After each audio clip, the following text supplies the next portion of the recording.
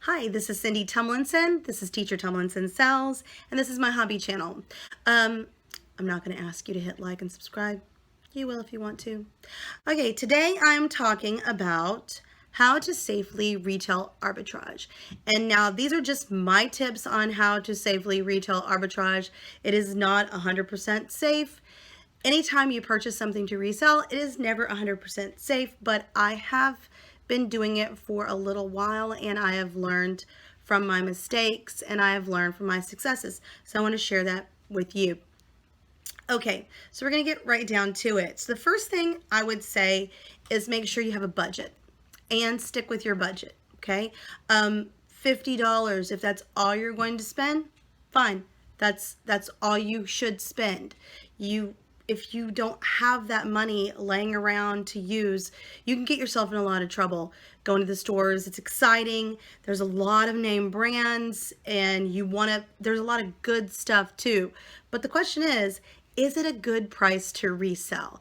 And you have to stop yourself. Like, there's a difference between, is it a good price for me to have, or is it a good price to resell? Okay. So the first thing is just to stick to your budget, whether it's $100, $200, $50, or more than that. Just make sure you stick to it. Now, a lot of times when I find things, I will just start packing it in my cart, and I'll just keep doing that if I think it might be a really good deal. And then at the end, I will go back and I will look and I'll truly ask myself, I'll get my calculator out, I'll check comps on Poshmark or Mercari, and I'll be like, okay, is this really a good deal? And then that's when I start peeling back, putting up things that I don't think are really a good enough deal to go ahead and check out with. And then I get it down to my budget, and then we go to the checkout stand. So don't be afraid to just stack it all on your cart, but do be afraid of going over your budget and making decisions towards the end. Okay, my rule of thumb, if it's not 80 to 90% off, then it really isn't something that you should be thinking about reselling. My goal is always to double my money. And in order to double my money, I have to mark up what I paid for it. So if I paid $20 for an item, I have to be able to reasonably ask $60 for it. 20, 40, 60. If it is ridiculous to ask $60 for it on Poshmark, then it's ridiculous for me to pay $20 for it. I shouldn't. Okay? And really, you mark it up 3 times and then put 20% onto it. That would be the best case scenario. That way you can have some negotiating room and you'll still wind up doubling your money. Okay. If you choose to buy something that's higher, not higher, but less than 80% off the MSRP, the suggested retail price, then you are taking on higher risk. It is not as safe. So safety is 80 to 90% off the retail price. Okay. All right. Make sure it's a great brand. A lot of times, sometimes I say, well, style over brand sometimes. And I would say that is true for retail arbitrage rarely. I would make style and brand very important. In fact, the two go together. Style and brand. If I just see some Free People and it's $5, if it's just a plain white t-shirt, who cares?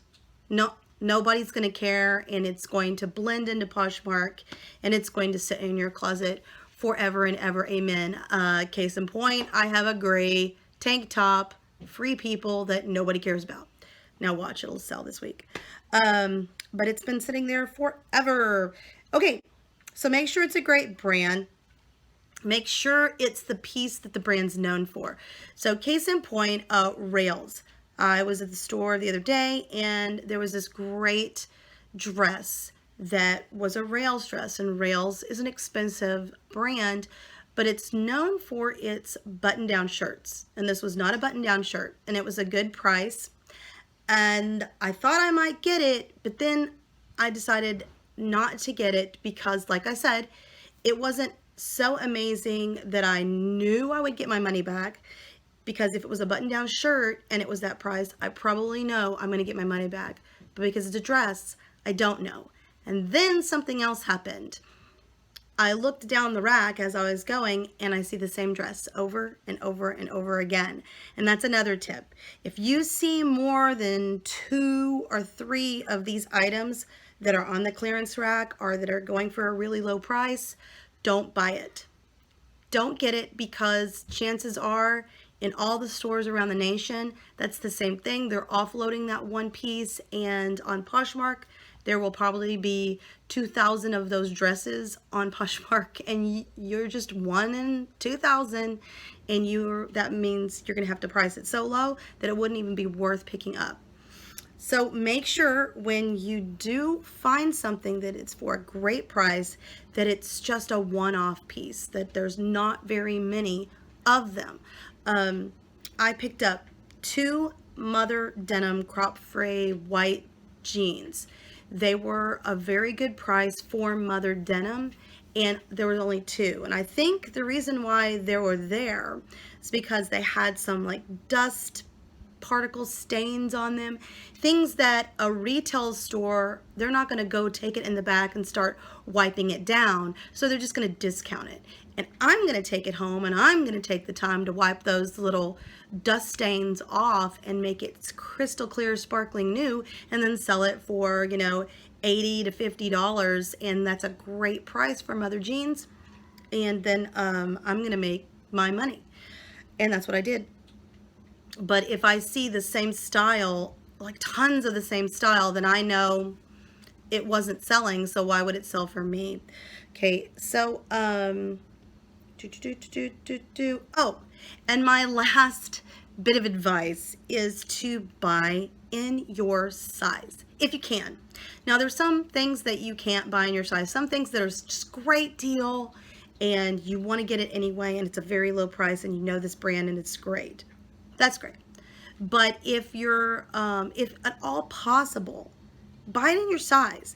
That way, if you don't sell it, you can wear it. Because remember, you got it because it was a great price. And you probably like the style, you probably like the brand. If it's in your size, if it doesn't sell, then you can wear it. And I have done that before. I bought a pair of Adriana Goldschmied like khaki jeans that were a really good price, but I paid a little more than I should have for them because no one was interested in 3 times higher than what I was trying to sell it. I was trying to sell them for. So I decided that after a few months that they fit me, and I was going to just go ahead and wear them for a while and then resell them for a price that they'll probably sell, but not for the high price, the Newwood tag that I was hoping for. So like I said, because they are my size, I could do that. And I'll probably recoup my costs when I put them back online, but I'll only recoup my costs. So it's as if I never bought them. But that is a lot safer than buying size 4 and I'm not able to buy them, and they're just gonna have to stay there, and I'm gonna have to keep deep discounting them until I either get my money back or take a loss. And that's what you don't want to do. You don't want to take a loss. Okay, places. I thought maybe another places where you might want to retail arbitrage. If you've never done it, I'm sure you probably have, but I would say any department store, Dillard's, Nordstrom's Rack, Macy's, Nordstrom's, Kate Spade Outlet, Coach Outlet, TJ Maxx, Marshall's. All these places have, you know, little gems here and there, little one-off pieces that have a price, and you're like, why is this here? It's so low. Oh my goodness, it's such a steal. Is there anything wrong with it? And if there is something wrong with it, like a seam, like a little seam has been ripped just slightly where you can just sew the seam back up, that's a good piece. Something that is easily repairable. That might be a really good thing to pick up if the name is right. Anyway, so I hope you enjoyed this. I hope you gleaned some information from it, and I will be back with sharing more information with you, sharing what I'm selling and what I'm buying. Have a great day and see you later.